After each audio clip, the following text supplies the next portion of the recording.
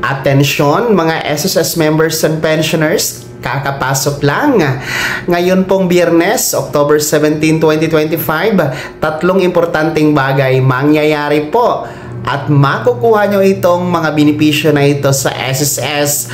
Ang ika-11th episode po ng SSS Eskwela webinar kung saan pag-uusapan po ang mobile app, ang My SSS card at pag-register at pag-reset po ng inyong My SSS account.